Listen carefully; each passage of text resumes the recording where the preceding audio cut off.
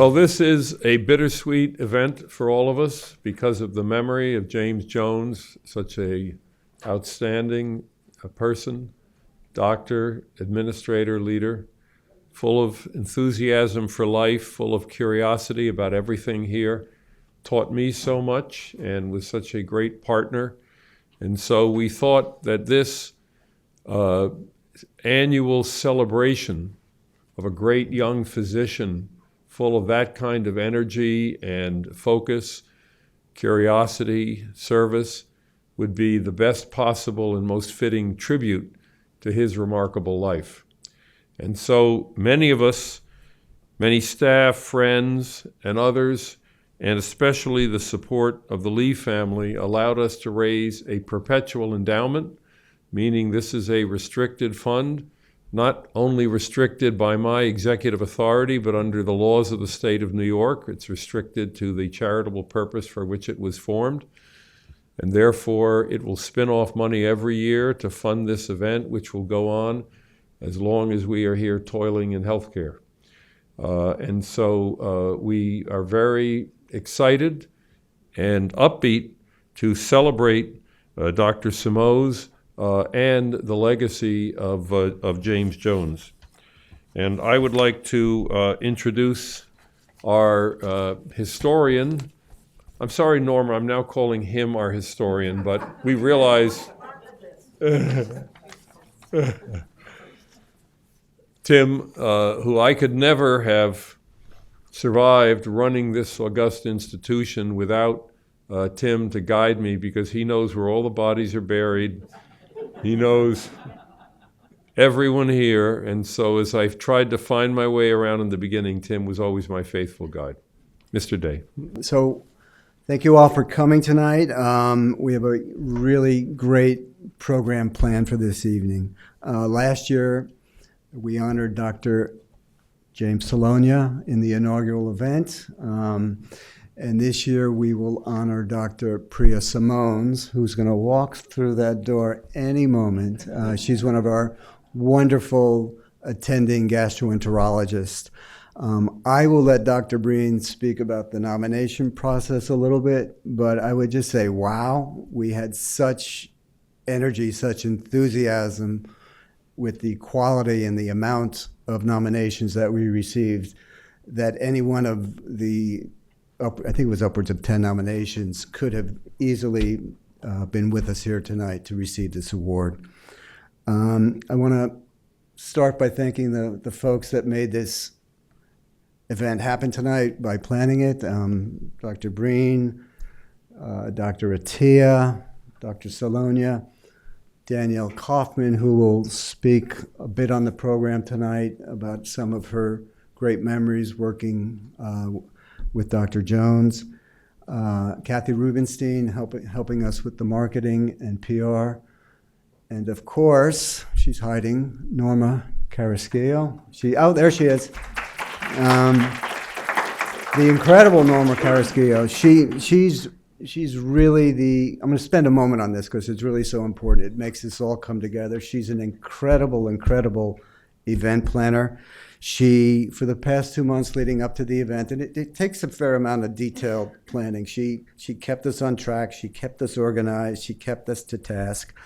And then about 2 days ago, it starts to rev up. The supplies start pouring into her desk. The piles of things are taking over the administrative suite. And then this morning, the game is on, and she brings her team together, and behind the wall here is she transformed this space into a magical place. And I would just say that she does it she didn't know James. She didn't have the wonderful opportunity to work with him, but she knows that we care so deeply about this, that she pours her heart into everything, but she really just pours everything in this event to make it so special. And she's really a very special person. She, as I said, she didn't know James, but I am certain of one thing, that if she worked with James, they would have been peas in a pod. They both have loved to have fun at work, and they get things done when it needs to get done. So they just would have been amazing together. like to welcome the family, James' parents, Bridget and Pete, sister Donna and husband John. We've got, I don't see Clara's mom, Ella. She couldn't make it tonight. Okay. And then Clara's cousin Diane and husband Brian, and Clara and James' son Cody. I've been very fortunate over the past few years to get to know the family much better. And a highlight, 2 weeks ago I had the great fun to attend a Pascack Hills Broncos football game where Cody's a junior and he's on the varsity football team. Heartbreaking loss, but number 11, Cody Jones.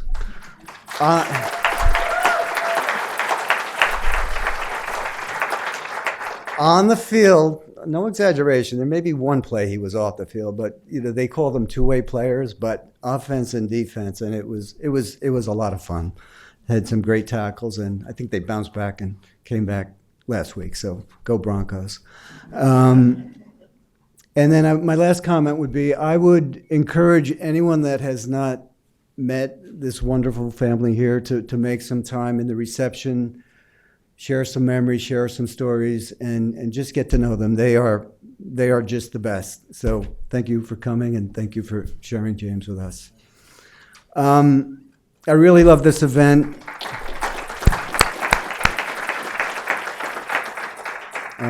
It's become a bridge. It's this great unifier to keep people connected and allows us to reconnect around this common bond, which was James Jones.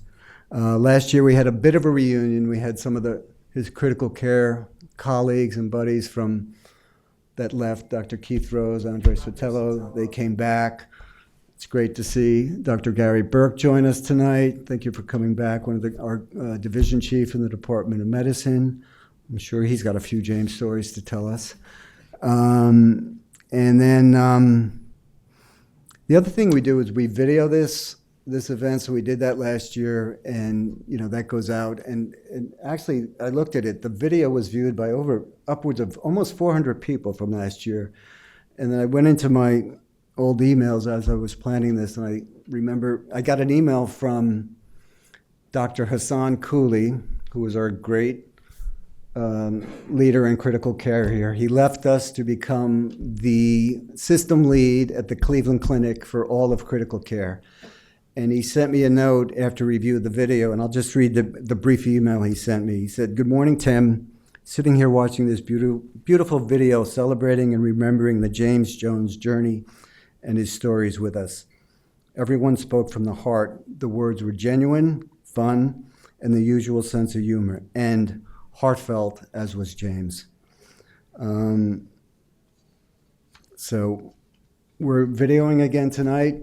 We'll push that out, and I would just share it with friends. I think it kind of, it's a great feeling to remember and recall the stories and great memories.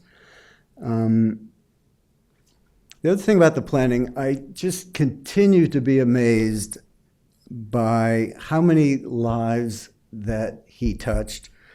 And I just continue to learn new things I never knew before.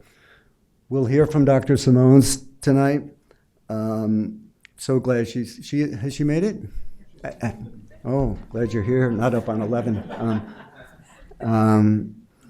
And so I got to know Priya a little bit better after she won the award. And one of the things I learned through her stories, and she'll speak later in the program, is that James also knew her husband, Garish. She met him in residency, and she said that James had a big influence on his career because her husband is now a nephrologist, and he was very influenced to go into nephrology after having met and worked with James. This story is Esther Pandy here. I spoke to Esther. There she is in the back, and I told Esther I would share this story, but I learned this, didn't know it. Esther joined us back in 2016. That's when she first worked with James. Esther was working in Arch Care It's one of the large senior healthcare systems in New York City. James, in his role as vice president for administration, had a lot of contact with Esther in her role for certain clinical initiatives at ArchCare. So they would be on the phone often a few times a week trying to work through very difficult discharge issues, and they developed this phone friendship. And one day James said to Esther, you need to come to my office and we need to talk. So we need, and he said, I think he said something along the lines, we need someone like you at the hospital to help us figure out these difficult discharge issues. So she came to the office, they had a quick conversation, and after the conversation, James said to Esther, you need to meet my friend, Jeff Farber. Now, Dr. Jeff Farber was the system lead for care transitions and discharge planning. So James shoots off a quick one-line email, something along the lines, Jeff, meet Esther, you guys should meet. And I'm sure he signed it J, as he did most of his emails.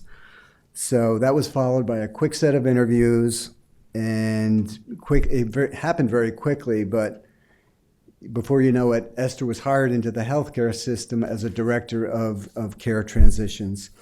And I think what Esther said to me, and it's so true, is that, James was so well respected to do the right thing in the best ways for the institution. So when he made that referral to Dr. Farber, things happened so quickly, and she joined the health system not long after that. She came as a director, and now a few months ago, she's the system vice president for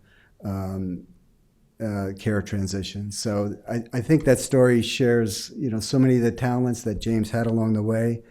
And she said, it's the best move that happened in her career, and she's forever thankful to him for that connection. You'll hear another story on the program from Danielle and Zeke. They worked with James in just right before right around 2001 when he first came to the institution as a young resident. They were somewhat sweet mates, and they'll tell some great stories and how he influenced the work that they did and continue to do. And again, it just captures these stories, so many of the special talents that he had. So again, for me, I'll just say, he was passionate about the work he did. He made work fun. He inspired you. He was curious about things he did not know. He always thought outside of the box, and he was hardwired to get things done. And the harder it was, the more that James stood out. And as you heard with these stories with Esther and other folks, he just made these emotional connections with people that had such a lasting impact. My last comment would be that I've said this before, but he was so humble and unassuming. I once tried to throw him some thanks and some kudos his way after a really difficult, complex IT go live, and he was really quick to change the conversation because he didn't like shining light his way. So I remember him scrunching his brows and saying, this isn't physics. You just got to put the work in. So, and I would just say, well, it may not be physics, but he absolutely, he led by example, and he encouraged everyone to be better versions of ourselves. And because of this, we are and we continue to be a better hospital. So congratulations to Dr. Simoes. We thank her for all she does, and most importantly, the way she does it. She's so deserving of this James Jones Award.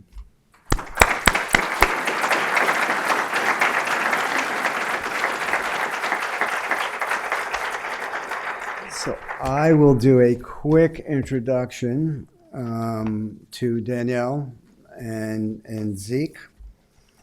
Ezekiel Rodriguez. Danielle is our Chief Physician Assistant in the Department of Orthopedics, and Zeke is one of our PAs in the department.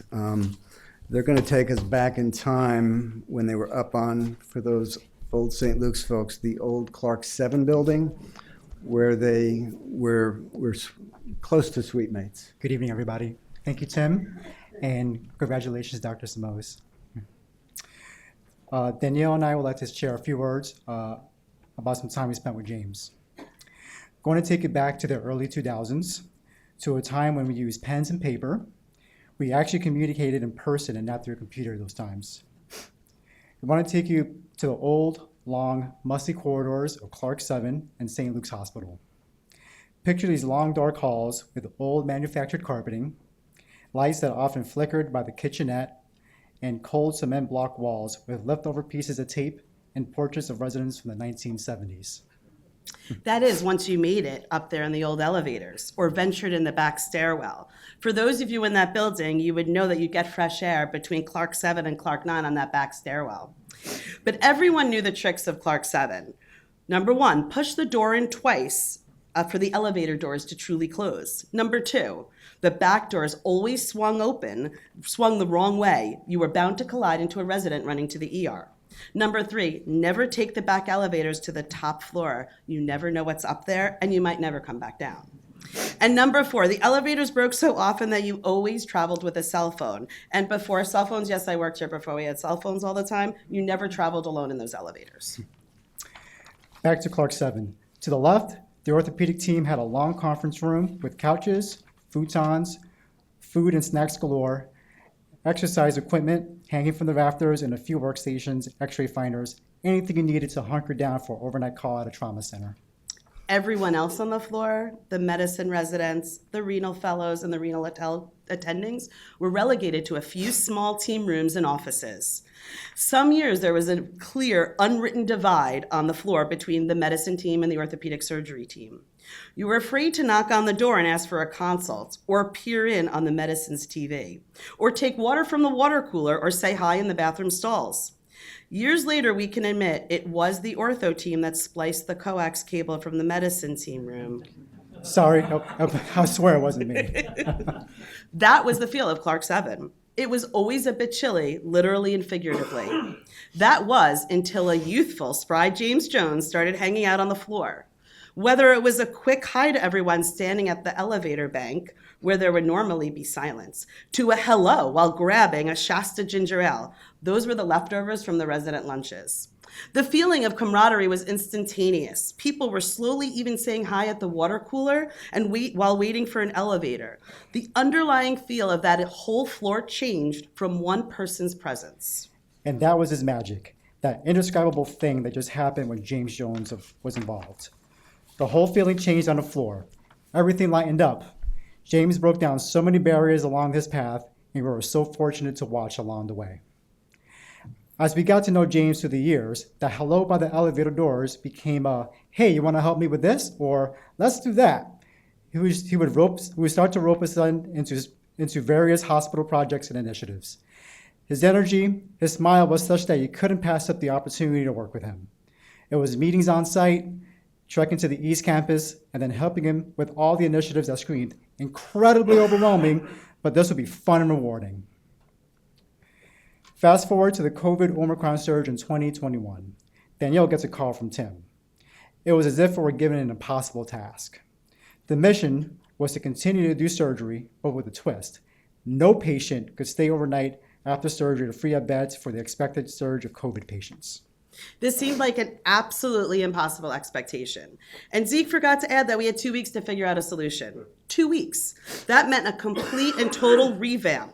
So the norm has been that patients undergo gruesome orthopedic surgery where the expectation was to stay a couple of nights in the hospital because you need physical therapy, you need a social worker, you need pain medication, you need equipment, you need to learn how to walk, you need help.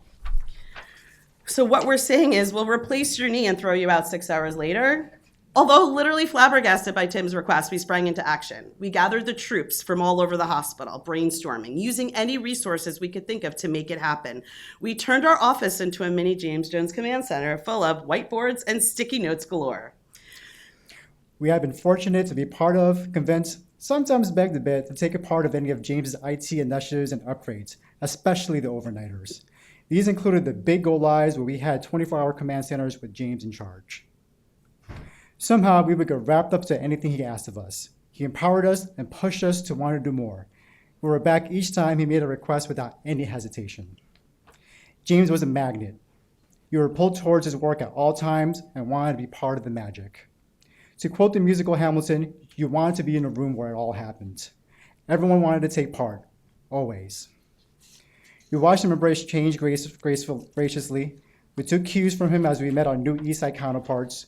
We watched how he cultivated a team, how he empowered so many colleagues in the hospital to take that extra step, how he moved mountains with a constant abundance of positive energy and made it all happen. James instilled a culture of collaboration, work ethic, engagement, problem solving, all while making fun at the same time. You work hard and you play hard. Meeting with James to prepare for our numerous projects, he had trust and confidence in his team, always giving you his knowledge approval with a fantastic. So back to our current issue at hand. Well, in the end, it all worked out. I think it all worked out. But it all worked out solely because we used the James Jones method. There are so many of these stories showing up all over the hospital system. It's not always noticeable, but the processes, the collaboration, the engagement, and the empowerment of others are themes that we're seeing every day at Mount Sinai, Morningside, and West. It's the James Jones method. When you're given what seems like an overwhelming task and a must, take a step back, put on your orange command center jacket, and get to work. As you are about to enter an alternate universe, the wizard made it all happen. Thank you, James. You have really left such an impact on all of us. Congratulations, Priya. You have some big shoes to fill. Thank you, everybody. Thank you, everybody. I'm Tracy Breen. I'm the Chief Medical Officer of Mount Sinai West and now Mount Sinai Morningside. I'm so happy to see the family here. So happy to have you here. And for all the folks who turned out, I know there were many who couldn't come. A lot will be watching that video. We'll send it to Dr. Cooley again, make him watch it again. It'll be great. So when I came here 10 years ago, come on in. We have lots of seats. We'll take your time.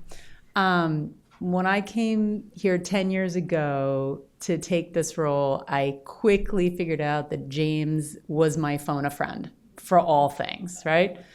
How does stuff work? Ask James. Why isn't stuff working? Ask James. So James was my personal phone a friend. I quickly realized, though, he was everybody's phone a friend. I'm not sure how he had the capacity to do that, but as you heard from Danielle and Zeke, a lot of people just relied on him to get stuff done or to figure out how to get it done or to motivate them to get it done. And with a joyful spirit, we all relied on him to tackle pretty much any problem at any time. When I think about working with him, it wasn't just that he got stuff done, but it was just fun. Like hospital work shouldn't always be fun, but the days are long and it just goes faster if you have a good time. And no matter what, the work's going to be hard. But if you can do it with a smile, a spring in your step, whistle while you work, that's like the theme I have in my head when I think about him. It was just really helpful. And the way I describe it is he made me feel like I was a resident again, only all the good parts of being a resident, none of the bad parts, right? The good parts of being a resident, the stuff that's kind of glowing with this nostalgic goodness, right?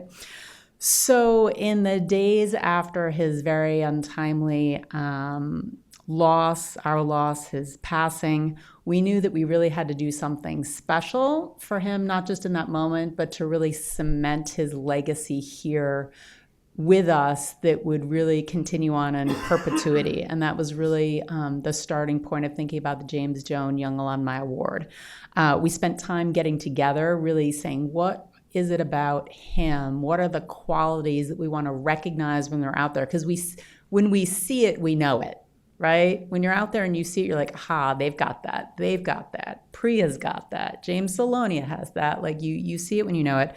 But of course, we had to articulate that. So I just want to share some of the things that we articulated in terms of what we asked people to think about with the nominations, of which we really got many. And I will just say as a side comment, when you have an award and you solicit nominations and you get them, if you're a nominee and you don't get an award, you may not even know because only one person gets it. We were so moved by the quality of the nominations that we almost felt badly we could only give out one award. So I actually we reached out to every single person who was nominated to let them know that they were nominated, that we valued their leadership, and the mere fact that they were nominated kind of flagged them as a future leader. So now they're on my radar, right? They may not have gotten the actual award, but they've really been declared as really integral leaders to our campus. So what are the qualities that we're looking for?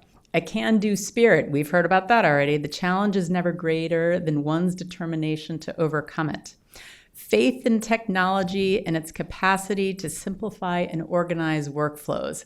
I'm going to put a corollary to that, and when it doesn't work, figure out how to fix it, right? There is that piece of it. Faith in people, and particularly the next generation of physician leaders. Humor, that each human-created problem is inherently worthy of laughter.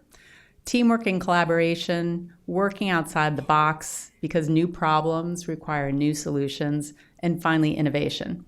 And because of the incredible generosity of James's colleagues, his friends, his family, this annual award is also going to support sending our selected junior faculty member to the Academy for Healthcare Leadership Advancement. This is a leadership program run jointly by Haney's, which is the Healthcare Association of New York State, and Cornell University. The tagline of that program is "Leaders are made here." James Jones went through that program. He thought it was terrific. We thought it was a really nice way to just honor him also again and continue that leadership development by sending our folks through it. We're going to have Dr. Sloaney up in a minute to talk about his experience receiving the award last year and going through the program. And finally, I just want to, again, thank James Salonia, who was selected last year, Dr. Simoes, and little baby Simoes, who hasn't arrived yet. I will steal a little thunder, I think, from Dr. Wu, because we weren't quite sure. Personally, I didn't even know there was going to be a little baby Simoes coming until after we announced, and we said, Priya's like, hypothetically, are you going to be around on such and such a date? And she said, oh, no, I won't be, because I will have had a baby by then. And so we did all kinds of backup plans. We had a videotaped acceptance speech, like at the Oscars when they can't make it. We had all this tech on deck. We had Kathy Rubenstein where we were running around getting a videographer. So we have all that for the archives, but we're super happy that you're here today. But we're going to make it fast because who knows how long we've got. Okay.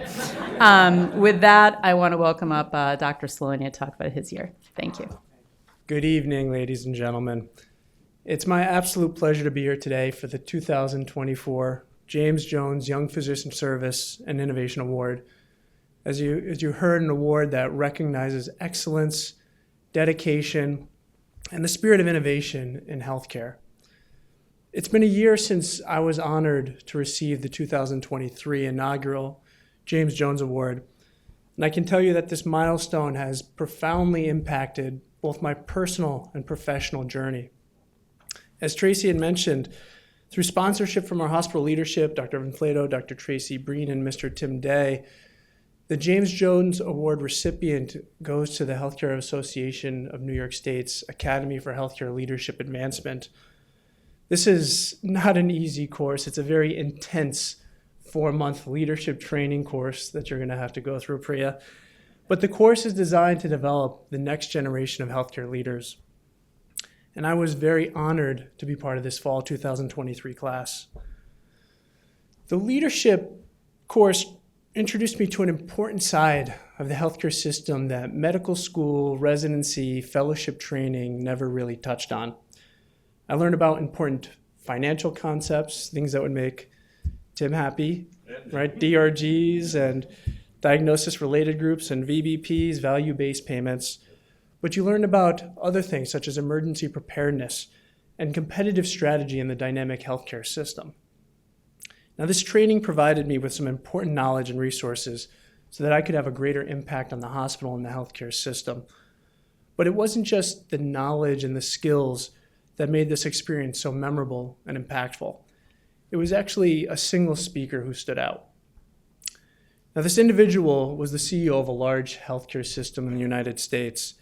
The gentleman had been in healthcare leadership for many decades, and it's one of those individuals that you could tell had a lot of leadership wisdom to pass on. Now, the words that he spoke had a profound impact on me. He began by describing his ideal view of a transformational leader. He spoke on the importance of integrity and dedication to excellence. He spoke on the importance of bringing energy and passion to everything that you do. He described the necessity of always displaying a positive attitude and the importance of maintaining a great sense of humor, especially during challenging situations. Finally, his last piece of wisdom was to always value people, to focus on developing deep and meaningful relationships, and to always find ways to empower those around you. As I listened to this gentleman speak, there was one person who came to mind, and you've heard it again and again, these themes, and that was Dr. James Jones, and how he personified all these amazing qualities. This award is truly a dedication to a man who inspired us all to become the very best version of ourselves, and I've worked tirelessly to live up to that expectation. This evening, we are here to celebrate the 2024 James Jones Young Physician and Service Award winner, Dr. Priya Simoes, an amazing physician and leader who embodies the very essence of the James Jones Award and what this award symbolizes. I've had the privilege of knowing Priya for many years, and most of you won't know this, but Priya was my senior resident when I was an intern back in 2012. And we actually rotated together in the ICU alongside none other than Dr. James Jones as our attending. The three of us were a team together many years ago, and it's clear to me now how both of us were forever impacted by our time together with James Jones, and I find it deeply rewarding that we are back together to celebrate each other's success. To have Priya, my senior resident, and now my colleague and close friend, honored with this award is a memory that I will always cherish. Congratulations to Dr. Priya Simoes on this amazing and well-deserved honor. We are so excited to see how you will continue to shape the future of medicine and inspire all those around you, just as Dr. James Jones inspired us. Congratulations, Priya. I just want to introduce Dr. Amy Lucas, who is going to share some thoughts about Priya Simoes. Dr. Lucas is a professor at the Icahn School of Medicine and our chief of gastroenterology and hepatology, I'm going to get both, of Mount Sinai Morningside and Mount Sinai West. Thank you, Amy. And who was also on service today at Morningside and managed to get down here. So a lot of people, thank you. So thank you so much, Dr. Breen. I'm absolutely thrilled to be here today and for us to recognize Dr. Priya Simoes as the recipient of this year's James Jones, MD, Young Physician Service and Innovation Award. As you've heard, this award really highlights a junior faculty member who embodies the qualities exemplified by Dr. Jones through exemplary work and professionalism. And I did not have the opportunity to meet Dr. Jones myself, but as I hear the stories from Danielle and Zeke, from Mr. Day, Dr. Breen, Dr. Flato, and of course, Dr. Salonia, I can really start to understand exactly why Dr. Simoes was selected for this award. So Dr. Simoes began her medical journey earning her MBBS from KJ Somaiya Medical College and Maharashtra University of Health Sciences in India, and actually came here to Mount Sinai Morningside and Mount Sinai West for her internal medicine residency and chief residency before a brief sojourn across town to Memorial Sloan Kettering, where she pursued her gastroenterology fellowship as well as an additional nutrition fellowship. And we were lucky enough that she returned to Mount Sinai West and Morningside in 2019, and since that time has really taken on several pivotal roles that really demonstrate her relentless pursuit of knowledge and excellence. So her dedication to really innovation, teaching, education, patient safety, and improving healthcare delivery is truly extraordinary. She's the physician director of our clinical nutrition services at West and Morningside since April of 2021. And through this visionary leadership position, she's really starting to integrate nutrition into gastroenterology and other patient care, which underscores its critical role in health and disease. And this position, along with her role as the Associate Program Director for our Gastroenterology Fellowship, really showcased her dual commitment to both patient care as well as education by shaping the next generation of gastroenterologists, many of whom are sitting back there in the corner of the room. Dr. Simoes has spearheaded multiple groundbreaking initiatives that really highlight that sort of sense of camaraderie and collaboration that we've been hearing about today. So she spearheaded a novel interdisciplinary approach to enhance the workflow for percutaneous endoscopic gastrostomy tube placements, or PEG tube placements, which is a feeding tube placement that patients often need before discharge from the hospital, and oftentimes we're called upon to perform these procedures in sick patients so that we can get them on to the next steps of their recovery. She's also developed multiple curricula, notably a free open access medical education curriculum called NutriBites that's enriched the clinical nutrition education for gastroenterology fellows, and has worked in several spaces within quality improvement, particularly working to improve colorectal cancer screening rates at one of our federally qualified health centers, really demonstrating her passion for advancing healthcare access as well as quality. And I think these efforts really reflect not only your dedication to your patients, but also your commitment to training future medical professionals and providing the best collaborative, multidisciplinary care for all of our patients. So I'd like to congratulate you, Dr. Simoes. I'd like to thank the baby for staying inside for one more day at least.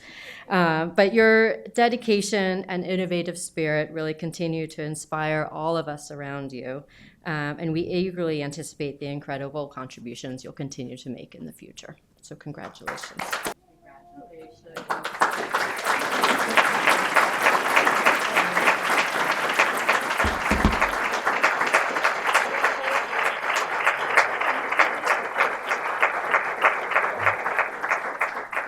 Good evening, everyone, and thank you for being here today. First of all, I would like to thank the leadership at Mount Sinai West and Morningside, Dr. Flato, Dr. Breen, and the selection committee, Dr. Rosenberg, the chair of medicine, Mr. Day, my chief of GI, Dr. Lucas, and Dr. Salonia for supporting my nomination. It is truly an honor to receive the second annual James Jones Young Physician Service and Innovation Award, especially because of the person the award is named after, Dr. James Jones. Thank you to my husband, Girish, my daughter, Nina, for being my support system, even when work takes me away from you all, and for this baby who is really not displaying a can-do spirit at the moment. And thank you to Dr. Jones's family for being here tonight. I think you know how much James meant to us in the SLR family from all the stories everyone has shared. Several people at this ceremony today will be able to tell you what James meant to them. I would like to tell you what he meant to me. Dr. Jones was an incredible physician and person. I met him when he was my attending in my second year of residency, when he was the attending on my ICU and Team E renal block. He was the sort of person who could walk into a room and fill it up with his presence. He was quick and decisive, which was part of the reason we all loved rounding with him, but he was also incredibly patient with his residents. And he was a great teacher. Whenever I think of electrolytes, which is not very often because I'm GI, it is his voice I hear talking about hyponatremia, which used to be the topic of his annual lecture at our resident noon conference. He was also interested in everyone and always willing to help. I remember reaching out to him several times in my chief year for an emergency lecture, to fill a last-minute spot, to cover a day on service, or for a resident that needed help. And he was always there. One story stands out from my chief year. One of our senior residents was in financial difficulties. He had been supporting his brother through college, and he couldn't afford that semester's tuition because he was on a resident's salary. Somehow James found out about this. I don't know whether it was through the grapevine or whether the resident confided in him, but he decided he was going to do something about it. St. Luke's Roosevelt, as we were then, was transitioning from PRISM to EPIC, and James was instrumental in overseeing that transition. So there were frequently calls out to residents to be super users, which was, to help in the transfer of data from one EMR to the other. And it was a popular moonlighting gig because it was easy. So one day, we get a call in the chief's office from James, and he said, hey, does this guy have any elective blocks left? So my co-chief, who was a little more by the book than me, said, yes, but it's like his last 15 days for him to move. And James goes, yeah, I need you to put him on his elective block now. So after a little bit of negotiating, we said, okay, why? And he said, this guy needs this money, and I want him to get these moonlighting shifts so he can pay for his brother's tuition. So he made sure that this resident covered enough shifts in that 2-week block to cover the rest of the semester's tuition. I remember the resident coming to the chief's office after that and tearing up as he told us about what James had done and telling us that no one had looked out for him that way or cared about him enough, and that he would never forget James. And that was James Jones in a nutshell. He cared about people, and he helped when he could. He was a force of nature and an unforgettable person. When I think of James, I am reminded of this quote by Maya Angelou. She said, I have learned that people will forget what you said. They may forget what you did, but they will never forget how you made them feel. And no one understood this better than Dr. James Jones. Not only was he a brilliant physician, but he could bring out that brilliance in others. It is this powerful legacy that I am so honored to continue.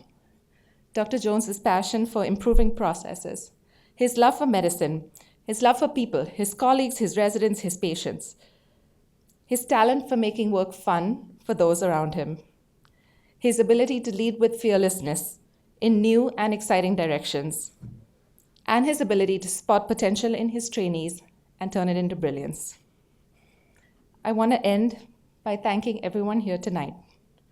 My family, friends, my GI family, my SLR family, colleagues. Thank you for this award. It is wonderful to be at this celebration of James Jones' life and legacy.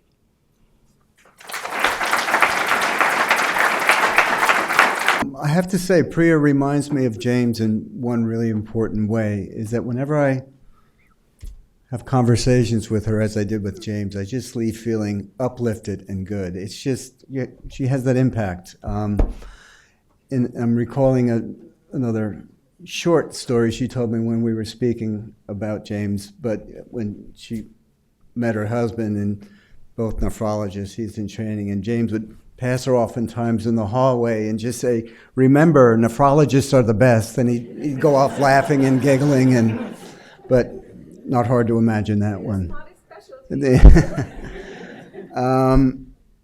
So we're just about a conclusion of program.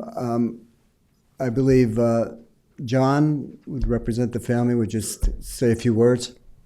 I just want to take a moment to thank everybody here on behalf of the family. We have a lot of family and friends who've come here. This annual event is so powerful for us. I was again reflecting this year driving in with James. It's Jim to us. I remember James, Dr. Slane, when you won last year, it was kind of funny that I think you also may not have gone by James always. So it's hard for me at times to say James when we knew him as Jim. But nonetheless, we were reflecting driving in here just how special this is that the hospital has taken the time to remember James in this way. You are his other family. So when we come here, it's almost like we're having a bit of a family reunion. We get a chance to see a lot of faces, and we share a lot of different stories. You are sharing stories today, and it never fails. We learn new ones about how James has touched people.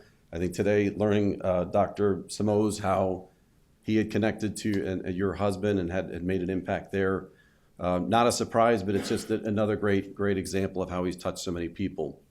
And I think the other thing is just that to think of the power of having an award like this that lives in perpetuity, that takes the qualities that James had, and you make them something that's a focal point that people strive for. And this year, Tim, you to say that there's, and Dr. Breen, there's, well, I guess 10 or whatever, is a larger number of top-notch candidates. I think just says that here we are 2 years into this, and you can just see how the impact he is making is actually scaling and even being, it's just growing in this hospital and becoming more and more weaved in the culture. And that's so, I can't think of a better way to to have his legacy be recognized and live on than to have it be a living legacy. That's where this moves on. So huge thank you to everyone who spent so much time putting this together. Dr. Flatto, Dr. Breen, Tim, all the leadership here. Thanks so much for all that you've done to put this together. For our families, this means the world. To come here, and every year it's just so special to spend time with everyone one-on-one and share different stories. So Dr. Simoes, congratulations, and thank you on behalf of the family. I would just say this event for many of us is not a lot of work. It really comes from love and passion. Someone said once that it's legacy is what you leave behind in people, and what James left behind in people is what you're seeing and hearing today. We're going to go next door. I just want to also give a quick shout out. You're going to go next door and see some incredible food by staff at this hospital. Everything in there was made by the staff. Felix, our great dessert chef, he did them himself. He's been working on this for many, many weeks. And Henry is the main chef. And they're proud of their work, and we're going to be really proud to eat it too. I think, please, I hope folks can stay, mingle, talk, and again, I encourage you to meet members of the family and just share stories. So thank you all.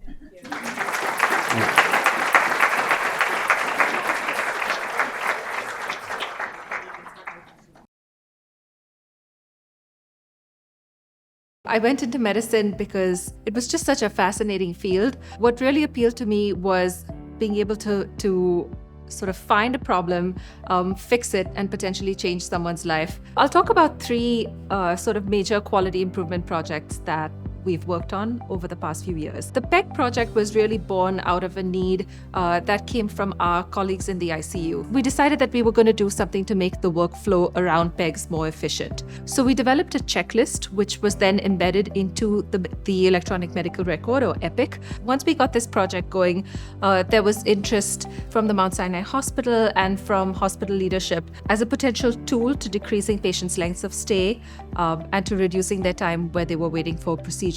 When I looked at the GI curriculum, one of the areas where there was a dearth of training is clinical nutrition. With the help of an AGA, American Gastroenterological Association grant that I was awarded in 2022, I came up with this project called NutriBites.